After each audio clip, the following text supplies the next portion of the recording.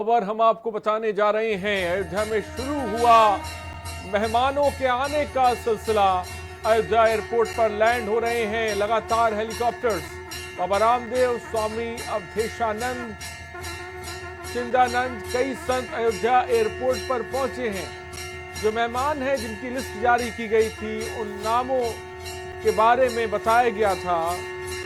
अब उन मेहमानों के आने का सिलसिला जो है वो शुरू हो गया है। खबर इस वक्त अयोध्या से आपको बता रहे, पल पल की अपडेट लगातार हम बातें रहेंगे।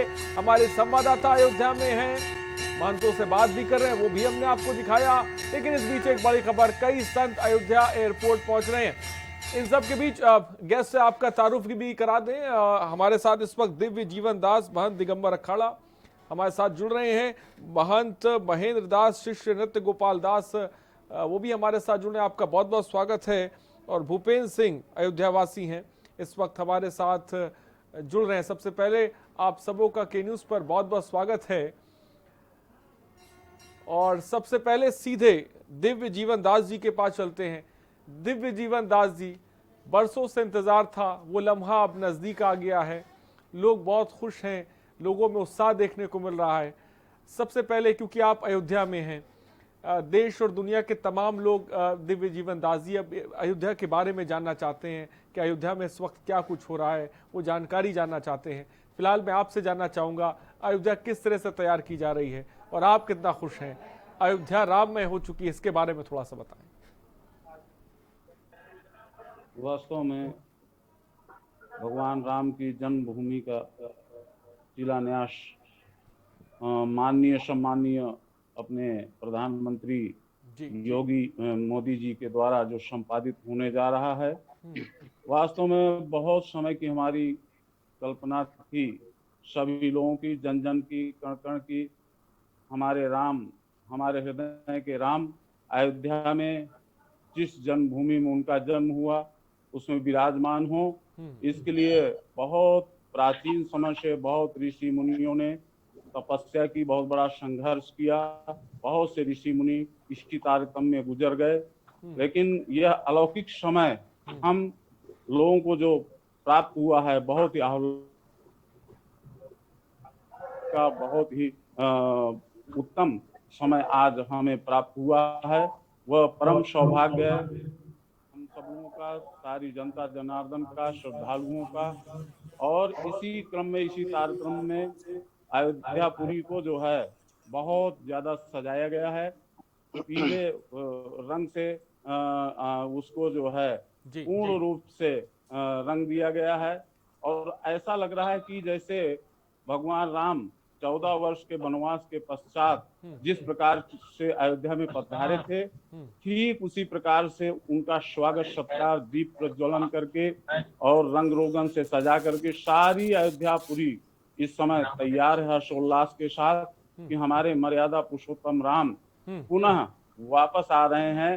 तो इस प्रकार से यह बहुत ही आह्लाद का, बहुत ही उत्तम समय है। इस समय सारी जनता जनार्दन बहुत ही खुश है।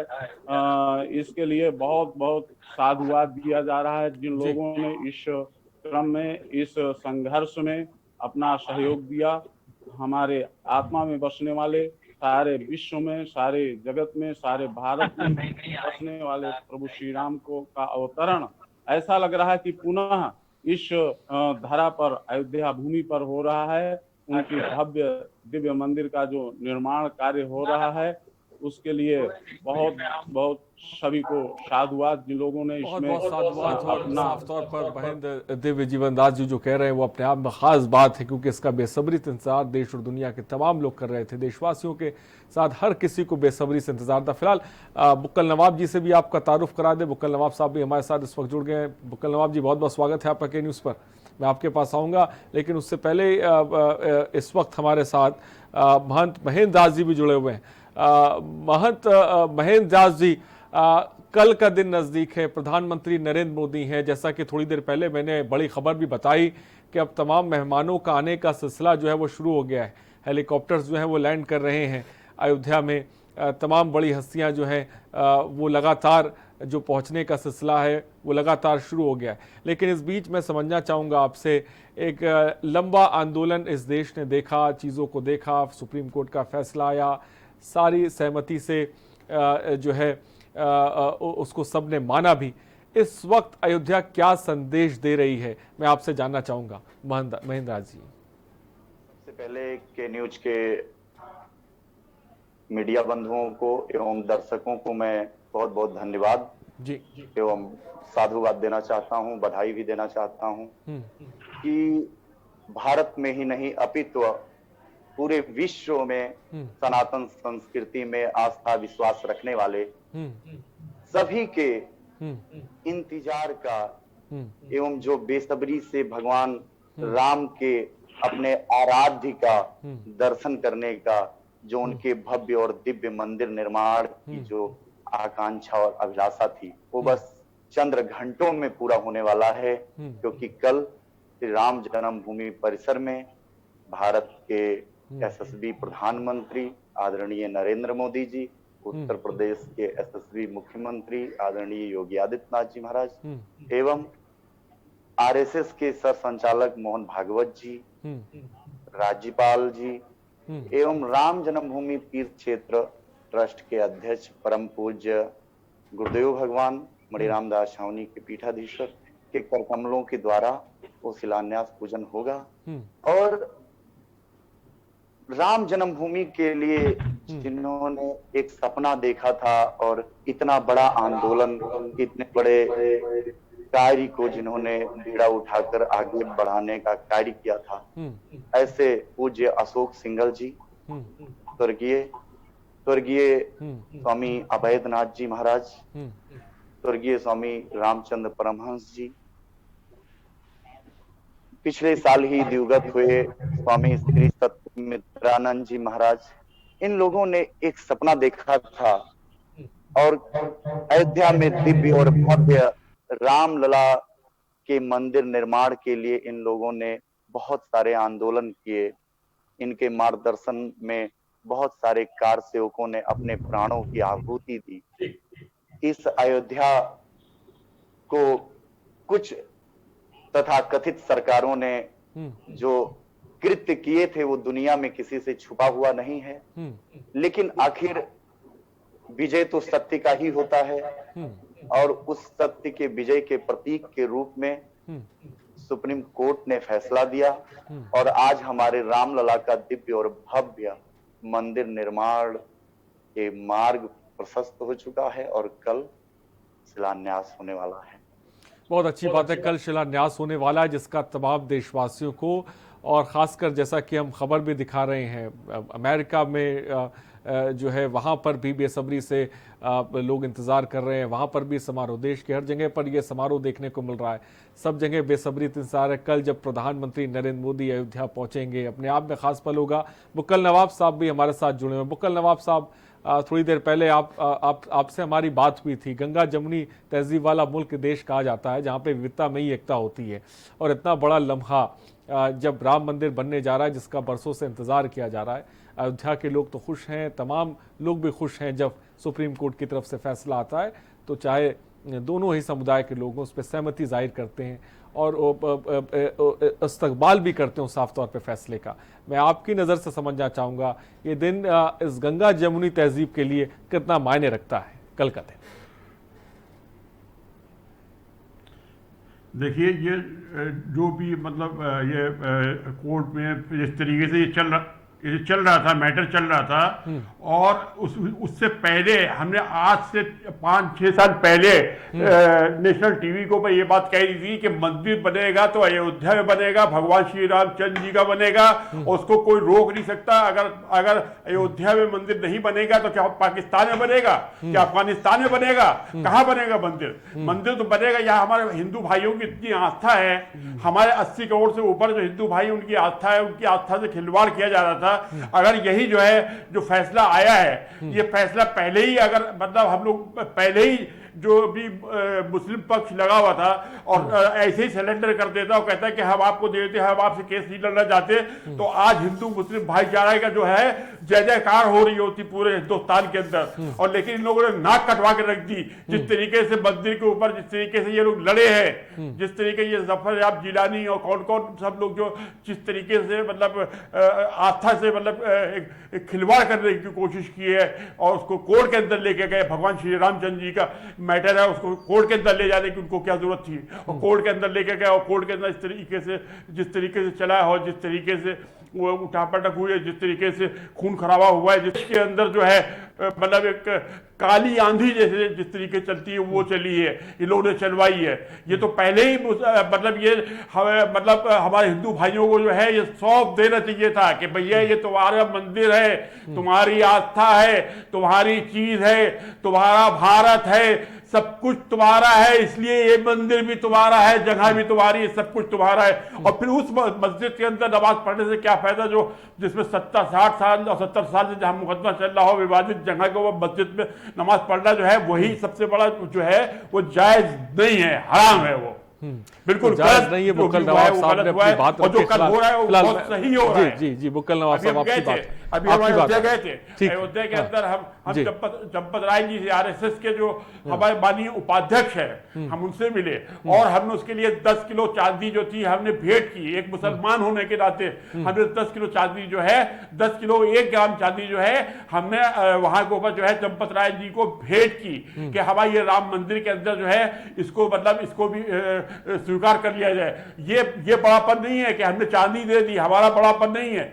बड़ापन ये है कि चंपत राय जी ने स्वीकार कर ली, ये बहुत बड़ा ये बड़ापन है और ये उनकी मोहब्बत है, ये उनका प्यार है। और हम सही का बुक्कल अंसारी साहब, और ये इसकी दलील यहाँ पे भी कि इकबाल अंसारी को जी बुक्कल साहब ने कहा मेरी आवाज आप तक पहुंच रही है। जी बहुत अच्छी बात आपने की, इसमें कोई दो राय नहीं है। गंगा जमुनी तहजीब है जिसका मुजाहरा साफ तौर पर हर जगह से पेश किया जा रहा है। बुक्कल नवाब साहब भी बात कह रहे हैं और साफ तौर पर इकबाल अंसारी को भी निमंत्रण पहला दिया गया, ये भी अपने आप में खास तो एक मैसेज देने की गंगा जमुनी तहजीब का भी एक मैसेज जो है अयोध्या की नगरी से दिया जा रहा है। आस्था का तो केंद्र है ही। फिलहाल रुकते हैं छोटे से ब्रेक के लिए, जल्द हाजिर होंगे।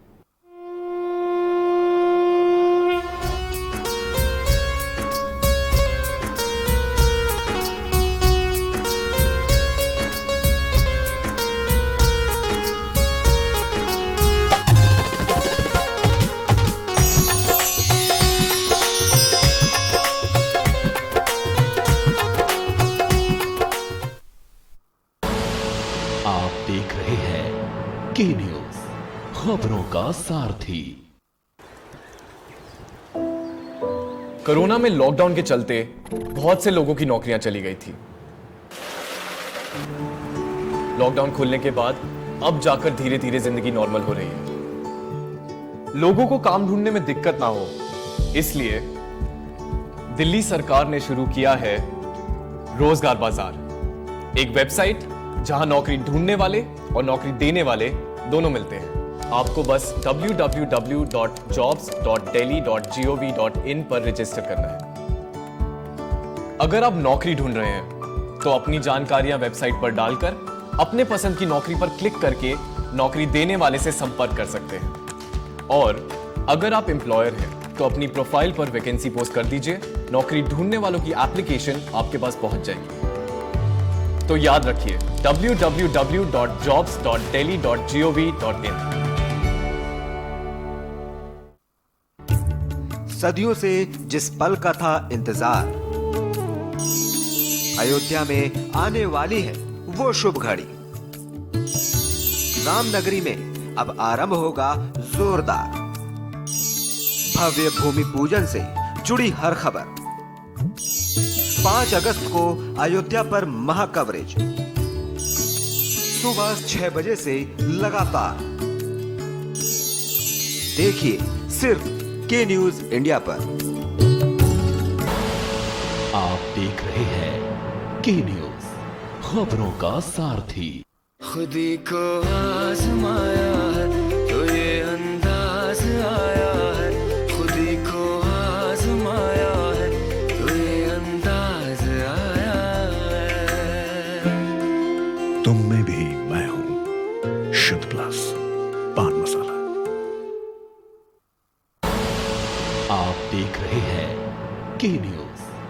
खबरों का सारथी।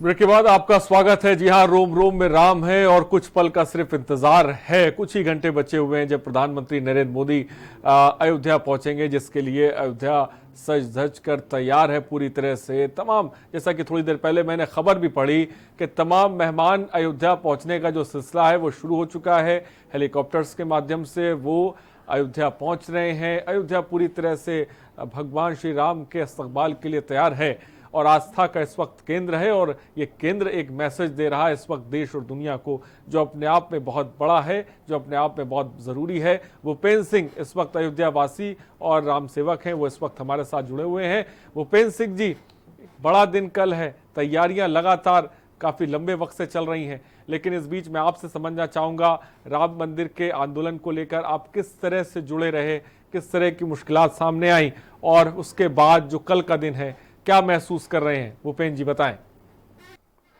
देखिए, मैं तो शुद्ध रूप से अयोध्या वासी हूँ। मेरा घर अयोध्या से 30 किलोमीटर पहले पड़ता है। 1989-90 के आंदोलन में जब पूरी तरीके से कारसेवकों पर जुल्म ढाए गए, तो उस समय मैं बहुत छोटा था, लेकिन हमारे गांव से कारसेवक गुजरते थे। क्योंकि हमारा गांव के किनारे पड़ता है, कारसेवक छिप के जाते खेतों में छिपे हुए थे। हम लोगों की जो उस समय काम मिला था, वो उन लोगों को भोजन पहुंचाने का काम मिला था। उस समय मेरी उम्र मुश्किल से 12 साल थी, क्योंकि हम लोगों को पुलिस नहीं पूछती थी। तो मैं वहां से जुड़ा हूँ कार सेवा से। उसके बाद 92 में, और उसके बाद 2-3 बार जेल भी जाना पड़ा मुझको भी। आज जो राम भक्तों का सपना पूरा हो रहा है, हिंदू समाज का सपना पूरा हो रहा है, ये हम लोगों के लिए बड़े ही सौभाग्य की बात है। भूपेंद्र जी, आप अयोध्या वासी हैं। आपने कहा कि कुछ ही किलोमीटर पे आपका घर भी है। अयोध्या में लोगों से भी आपकी बात हुई होगी, वो लोग क्या महसूस कर रहे हैं अयोध्या में इस वक्त, जब इतना ऐतिहासिक लम्हा सामने खड़ा हुआ है? हर कोई, अयोध्या वासी हो या देश का या दुनिया के किसी भी कोने का कोई रहने वाला, जो इस पल का गवाह बनने वाला है, क्या कहेंगे इसको लेकर? देखिए, ये हिंदू समाज की सौगंध पूरी हो। हिंदू समाज और अयोध्यावासी, पूरा हिंदू समाज, ये सरयू जल अंजुलि में लेकर के और सरयू के किनारे खड़े होकर के सौगंध खाई थी, सौगंध राम की खाते हैं हम, मंदिर वहीं बनाएंगे। तो ये तो हिंदू समाज की, अयोध्यावासी की, समस्त हिंदू समाज का सौगंध पूरा होने जा रहा है। तो ये पूरा उत्सव का माहौल है पूरे अयोध्या में। मैं रात में भी अयोध्या ही था, आज भी तैयारी में ही हूँ, क्षेत्र में निकला हुआ हूँ। रात को अयोध्या में था। पूरी अयोध्या उत्सव, पूरा दीपावली जैसा माहौल है। हर व्यक्ति एकदम उल्लास से लबालब भरा हुआ है। पूरी अयोध्या राममय है। राम राज्य की जो परिकल्पना थी, वो राम राज्य की परिकल्पना इस मंदिर, राम मंदिर भूमि पूजन के साथ राम राज्य की परिकल्पना पूरी होने जा रही है। बेशक राम राज्य की परिकल्पना पूरी होने जा रही है। वो सपना, वो उम्मीदें पूरी होने जा रही हैं, जिसका बरसों से लोगों ने इंतज़ार देखा है। बरसों से आप आंदोलन भी चला, जिसका जिक्र भूपेंद्र सिंह साफ तौर पे कर रहे हैं। महंत महेंद्र दास जी भी इस वक्त हमारे साथ जुड़े हैं। महंत महेंद्र दास जी, हम देख रहे हैं कि जो तारीखें हैं उसको लेकर लोगों की, संतों महंतों में अपनी अलग अलग राय है। एक ये भी चीज़ें देखने को मिल रही। मैं मानता हूँ कि एक तरफ बहुत बड़ा वक्त है, लेकिन दूसरी तरफ कहीं ना कहीं दिन तारीखों को लेकर भी आपसी सहमति नहीं दिख रही है। इसको लेकर क्या कहेंगे? नहीं, बिल्कुल सहमति है। और राम जन्मभूमि पर शिलान्यास को लेकर तो लगभग 3 महीने नवरात्र से ही पूजन प्रारंभ हो गया था, और बिल्कुल सहमति है। थोड़ा सा कोरोना के चलते पूरे देश दुनिया में जो माहौल है, इस वजह से कार्यक्रम को दिव्य और भव्य बनाने का प्रयास तो पूरा किया जा रहा है अयोध्या वासियों की तरफ से, एवं विश्व हिंदू परिषद, संघ, भारतीय जनता पार्टी की तरफ से एवं जो भी राम भक्त हैं उन सभी लोगों के प्रति वो सब लोग मिलकर दिव्य और भव्य बनाने का प्रयास कर रहे हैं। लेकिन कहीं ना कहीं संख्या बल के लिए रोका जा रहा है कि ज्यादा संख्या बल ना हो, जिससे कोरोना जैसे महामारी इसे वो ना हो, लोग प्रभावित ना हो इससे। आज अगर कोरोना जैसी महामारी नहीं होती तो ये जो हम लोगों के जीवन का जो ऐतिहासिक पल था, ये इतना ऐतिहासिक होता कि पूरी दुनिया देखती कि अयोध्या में लोगों को खड़ा होने का भी जगह नहीं मिलता, इतने करोड़ों लोगों की भीड़ होती यहाँ। तो कहने का तात्पर्य ये है कि निश्चित रूप से राम काज है तो राम काज तो कितना दिव्य और भव्य रूप से ही मनाया जाना चाहिए। जिसको जो कहना है लोग कहते रहें, लेकिन हम लोग तो राम जी के हैं और राम जी का कार्य तो पूरी निष्ठा और उससे भव्य रूप से ही मनाएंगे। महंत दिव्य जीवन दास जी इस वक्त हमारे साथ चित्रकूट से जुड़े हुए हैं। इसी सवाल पे महंत जी मैं आपकी भी राय जानना चाहता हूं। जो नृत्य गोपाल दास जी ने बात कही थी तारीखों को लेकर, जिस तरह का ये मसला देखने को मिला, जहां पर इस घड़ी को शुभ नहीं कहा गया, वहीं दूसरी तरफ से कहा गया शुभ, और अब ये भी देखने को मिला कहीं ना कहीं इस पूरे मामले पर एक राजनीति भी की जा रही है। क्या कहेंगे इसको लेकर?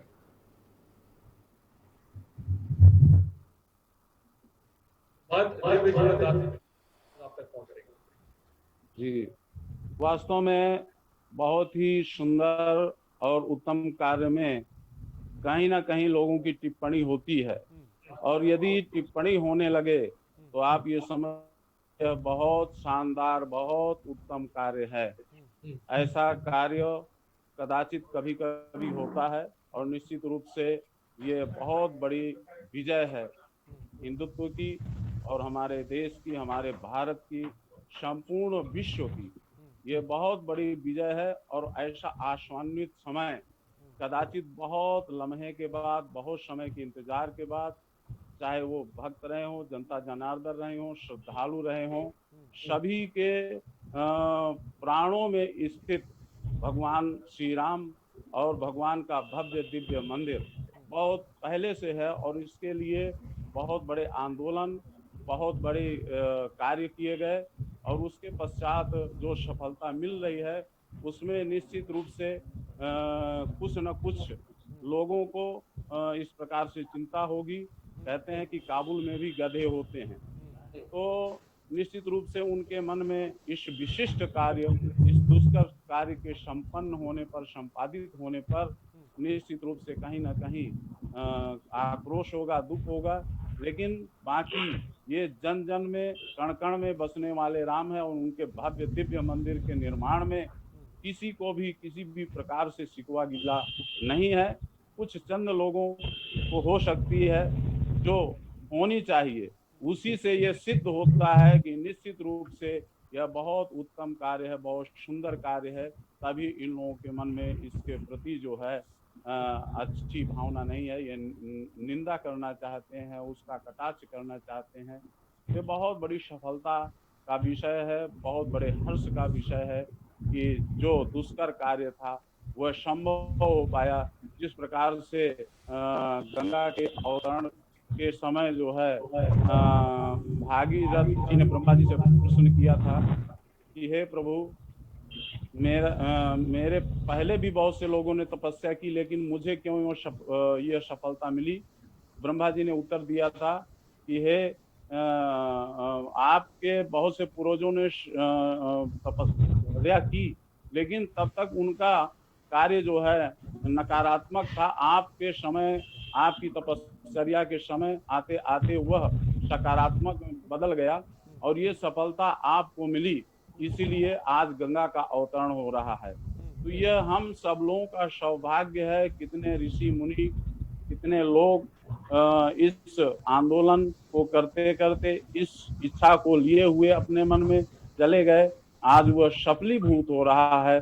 यह बहुत ही आनंद का विषय है और इसमें हमारे यशस्वी प्रधानमंत्री जी और यशस्वी योगी जी और यशस्वी हमारे नृत्य गोपाल दास जी, अनेकानेक लोगों का बहुत बड़ा इसमें हाथ रहा है, बहुत बड़ा सहयोग रहा, बहुत बड़ा उद्यम रहा, तभी यह आज हमें दिन देखने को मिल रहा है। आज हमारे रामलला जो विराजमान होने जा रहे हैं, उस चंद क्षण के पश्चात ही, चंद घंटों में ही अगली सुबह इनके भव्य दिव्य मंदिर का शिलान्यास कार्य होगा। वो बहुत ही उत्तम कार्य है।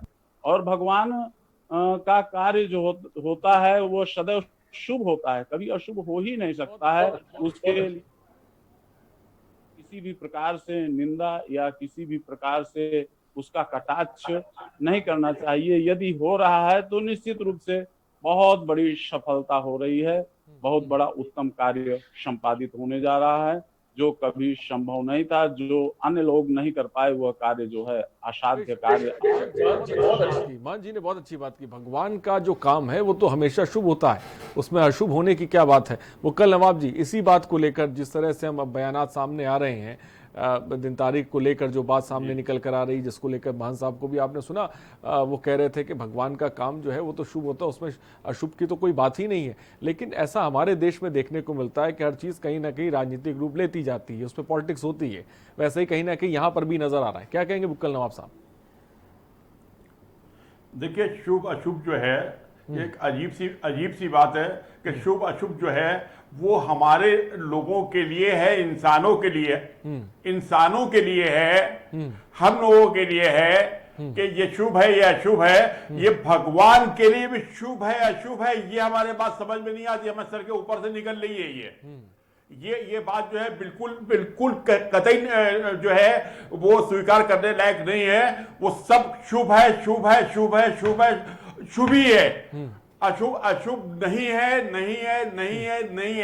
अशुभ नहीं है। ये लोग जो कह रहे हैं ये अपने दिल की भड़ास निकाल रहे हैं। ये जो है, ये जो जलते हैं, जो ये भगवान श्री रामचंद्र जी का जो है ये भैरव मंदिर मतलब देखना नहीं चाहते हैं, ये वो लोग हैं। ये सब के सब ये जो है, इनको हम कहते हैं कि सीधे ये लोग नास्तिक हैं, क्योंकि जो भगवान के ऊपर ये इस तरीके से मतलब बात कर रहे हैं। अरे हमारे ऊपर कहोगे भैया ये काम ना कर रहा है, ये अशुभ है और ये शुभ है, तो हम तो मान लेंगे, हम इंसान हैं। लेकिन तुम भगवान के ऊपर कह दोगे तो ये तो भैया बहुत ऊपर हो जाएगा, बहुत ऊपर हो जाएगा। इसको मानने को कोई तैयार नहीं हो, ना तैयार होगा।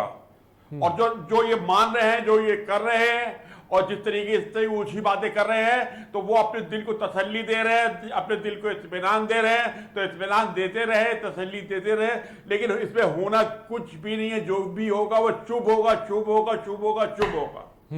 बेशक वो शुभ होगा। बहुत अच्छी बात मुक्कल नवाब साहब कही। महंत महेंद्र दास जी भी हमारे साथ जुड़े। महेंद्र दास जी, वो लोग, तमाम ऐसे लोग हैं, क्योंकि कोरोना काल चल रहा है, बहुत बड़ी तादाद में लोग वहाँ नहीं पहुँच पाएंगे अयोध्या में, जो वीडियो कॉन्फ्रेंसिंग के जरिए या न्यूज़ चैनल्स के माध्यम से या टीवी के माध्यम से एक ऐतिहासिक पल के गवाह बनेंगे। उस दौरान वो तमाम लोग जो घरों में होंगे वो क्या करें इस खास दिन में?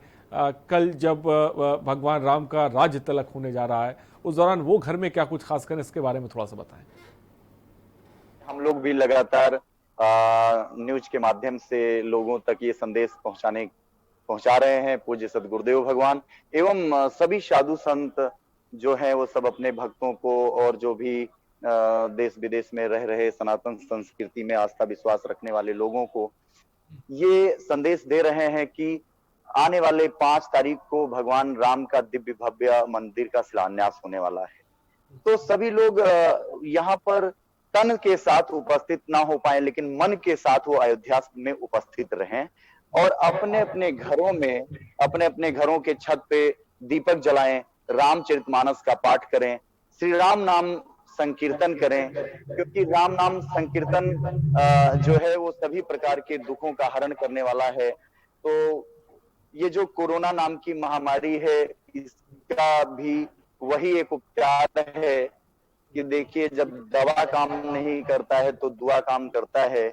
इसलिए भगवान राम आ रहे हैं, भगवान राम का मंदिर बनने वाला है, और इसी के साथ सब लोग अपने घरों में पाठ पूजा करें 5 तारीख को, और भगवान से आराधना करें कि प्रभु जल्द ही ये कोरोना नाम की महामारी से निजात दिलाइए और हम लोग फिर एक बार पुनः आकर अयोध्या में आपके मंदिर निर्माण में कार्य सेवा करें और अपना मानसिक तन मन धन से सेवा करके अपनी एक श्रद्धा और भक्ति आपको अर्पित करें।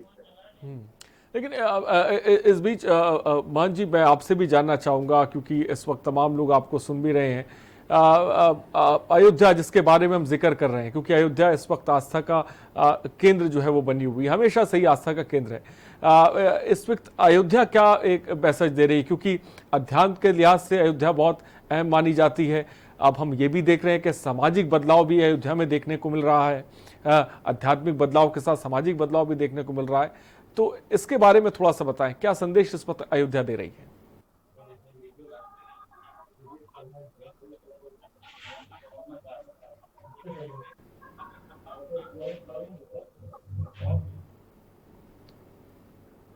महेंद्र दास जी, मेरी आवाज आप तक पहुंच रही है? अयोध्या यही संदेश दे रही है पूरी दुनिया को कि देखिए ये राष्ट्र राम का है और राम सबके हृदय में निवास करते हैं। राम एक मर्यादा के प्रोधा है और भगवान राम के दिखाए हुए मार्गों पर चलने से ही इस लोक का कल्याण होने वाला है। रामचरितमानस में गोस्वामी तुलसीदास जी लिखते हैं कि भगवान राम ने कहा है, स्वय सेवक प्रेतम मम सोई, मम अनुशासन माने ही जोई। भगवान राम कहते हैं वही मेरा प्रीतम है, वही मेरा स्वामी है और वही मेरा सेवक है जो मेरे दिखाए हुए मार्गों पर चलता है और मेरे दिखाए हुए मार्गों का अनुसरण करता है। तो भगवान राम समरसता का विस्तार करने वाले भगवान राम और राष्ट्र की अखंडता की रक्षा करने वाले भगवान राम और देश दुनिया में एक मर्यादा को जन्म देने वाले भगवान राम, यही संदेश अयोध्या दे रही है कि आपसी भाईचारा, प्रेम और सौहार्द सभी बनाकर रखिए और सब प्रेम से रहिए और भगवान राम के दिव्य भव्य मंदिर में सब लोग अपनी भाव भरी भक्ति अर्पित करके इसको बनाइए, फिर आके दर्शन करिए।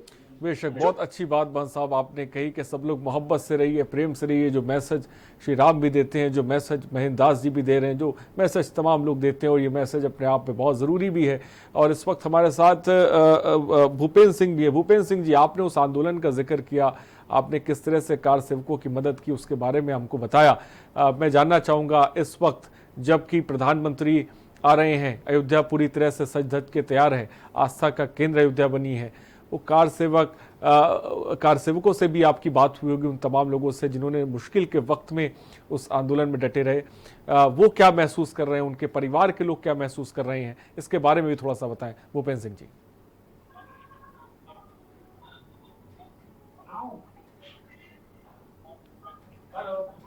भूपेंद्र सिंह जी, मेरी आवाज आप तक पहुंच रही है?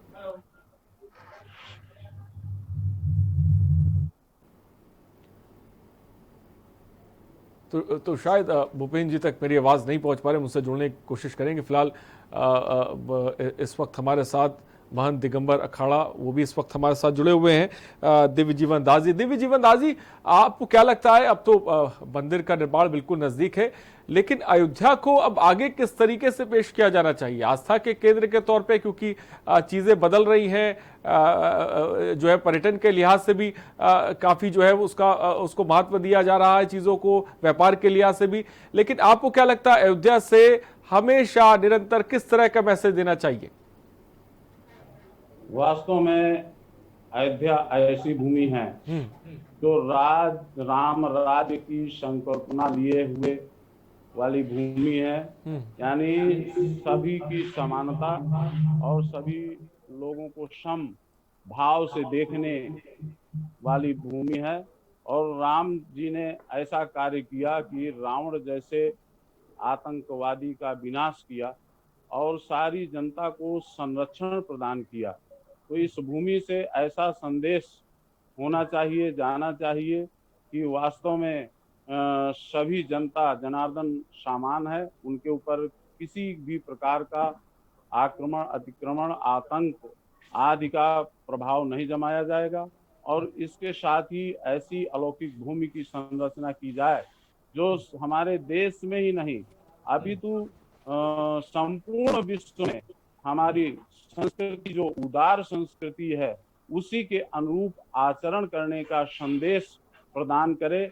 ऐसा केंद्र होना चाहिए अयोध्या का, क्योंकि यहीं पर मर्यादा पुरुषोत्तम प्रभु श्री राम का जन्म हुआ, जो मर्यादित रहे और सदैव जनता के संरक्षण में, जनता के सेवा में निरंतर संलग्न रहे। तो इस प्रकार से ऐसा यदि संदेश संपूर्ण समग्र विश्व में जाता है हमारी संस्कृत का, हमारे अध्यात्म का, धर्म का, तो निश्चित रूप से राम जन्मभूमि अयोध्या का जो वास्तविक रूप है वह स्वरूप इसको प्राप्त होगा और ये समग्र विश्व में मंडित हो जाएगी। इसमें किसी भी प्रकार का कोई संदेह नहीं है। ये विचारात्मक क्रांति होनी चाहिए। ये अभी तक जो क्रांति थी वो राम जन्मभूमि के लिए थी, लेकिन अब ऐसी सकारात्मक भूमिका निभाने में, निर्वहन करने में इसका अक्षुण्ण सहयोग होना चाहिए, जिससे हमारी जो संस्कृति है, हमारा जो अध्यात्म है, हमारे जो तत्व हैं, उन तत्वों को समग्र विश्व में किस प्रकार से प्रसिद्ध किया जाए, इसके लिए निश्चित रूप से अयोध्या को कार्य करना होगा। तभी इसकी सार्थकता होगी और वह कार्य करने में निश्चित रूप से अयोध्या सबल है, समर्थ है और यह कार्य संभावित होगा। मेरा सवाल जो थोड़ी देर पहले मैंने जो है महंत महेंद्र दास जी से पूछा था कि कल के दिन को जो लोग अयोध्या नहीं पहुंच पा रहे हैं, जो वीडियो कॉन्फ्रेंसिंग के जरिए या टीवी चैनल्स के माध्यम से तमाम चीज़ों को देखेंगे, वो अपने कल के दिन को कैसे खास बनाएं, वो कल क्या कुछ करें, इसके बारे में भी थोड़ा सा बताएं। वास्तव में आत्मिक रूप से सर्वान धर्मान परित्यज्य मामैकम शरणम व्रज, जब हम सारे इंद्रिय जनित ध्यान को एकाग्र करके भगवान के चरणार बिंदों में लगाते हैं, तभी हमारा ध्यान होता, तभी हमारी सच्ची भक्ति होती है। तो यदि हम शारीरिक रूप से वहां पर नहीं पहुंचते हैं, वहां उपस्थित नहीं होते हैं, तो मानसिक रूप से उपस्थित होकर के मानसिक रूप से हम तैयार रहें। और यदि हम मानसिक रूप से यह सोचते समझते हैं कि हम मंदिर कार्य में लगे हुए हैं, तो वह शारीरिक कार्य से भी उत्तम माना जाएगा। और आज ऐसे बहुत से मीडिया के माध्यम है जिनके माध्यम से हम वहां पर मानसिक रूप से उपस्थित रह सकते हैं और हम ध्यान कर सकते हैं। और इसके साथ में हम अपने घरों में रह करके भी भगवान का ध्यान पूजन कर सकते हैं, दीप प्रज्वलित कर सकते हैं, संकीर्तन कर सकते हैं, भगवान के चरित्र रामचरितमानस का पारायण कर सकते हैं, गायन कर सकते हैं, जिससे निश्चित रूप से हमें वही भक्ति और वही शक्ति प्राप्त होगी जो हम वहां पहुंच करके करते। और ये राम का कार्य है। राम का कार्य यदि संभावित हो रहा है तो हम मानसिक रूप से तैयार रहें और उसमें सहयोग करें, वही हमारी सफलता है। चाहे हम वहां पर शरीर रूप से उपस्थित रहें या न रहें, लेकिन मानसिक रूप से यदि उपस्थित हैं तो हमें कई गुना फल जो है मिलने वाला है। और हम अपने घरों में रह करके ही दीप प्रज्वलित करें, भगवान का ध्यान करें, रामचरितमानस का पारायण करें, पाठ करें, जो भी धार्मिक ग्रंथ हैं उनका अध्ययन करें, तो निश्चित रूप से हमें वही पुण्य फल प्राप्त होगा और हमारी सारी कामनाएं, हमारी सारी जो इच्छाएं हैं उनकी संपूर्ति हो जाएगी। बेशक बहुत अच्छी बात की। कल का दिन को किस तरह से मनाया जाए, किस तरह से खास हो, उसके बारे में चित्रकूट से महंत जी ने साफ तौर पे बताया। भूपेंद्र सिंह जी भी इस वक्त हमारे साथ जुड़े हैं। भूपेंद्र सिंह जी, क्या मेरी आवाज आप तक पहुंच रही है? भूपेंद्र सिंह जी, क्या मुझे सुन पा रहे हैं आप?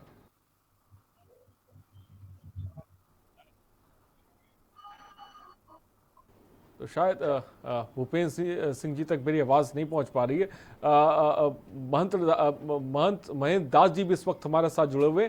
महंत महेंद्र दास जी, ये मुश्किल वक्त है, कोरोना काल है, हम देख रहे हैं कि सोशल डिस्टेंसिंग और इन तमाम तरह की हम लोग बातें भी कर रहे हैं। फिलहाल वक्त की थोड़ी सी कमी है। बहुत बहुत शुक्रिया महंत महेंद्र दास जी हमसे जुड़ने के लिए। भूपेंद्र जी, आपका भी बहुत बहुत शुक्रिया। महंत दिगंबर अखाड़ा से हमारे साथ महंत साहब जुड़े थे, बहुत बहुत शुक्रिया। वकील नवाब साहब, आपका बहुत बहुत शुक्रिया हमसे जुड़ने के लिए। तो अयोध्या एक मैसेज दे रही है, एक संदेश दे रही है, जिसको समझने और सुनने की ज़रूरत है।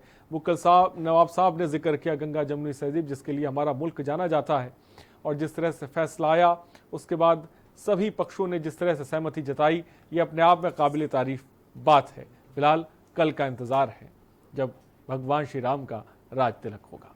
खास पेशकश में इतना ही। बने रहिए हमारे साथ। नमस्कार।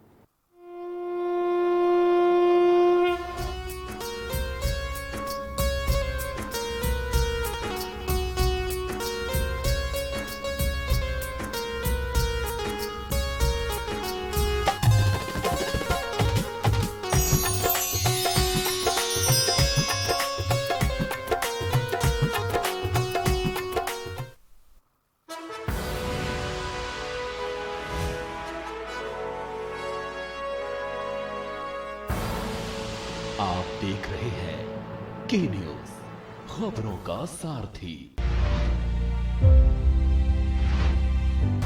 हर हफ्ते कूलर खाली करके मैं तैयार हूं। पानी की टंकी को ढक के मैं भी तैयार हूं। खिड़कियों पर जाली चढ़ाकर मैं तैयार हूं। पानी के जमाव को हटाकर मैं तैयार हूं। हाथों की सफाई रख के मैं तैयार हूं।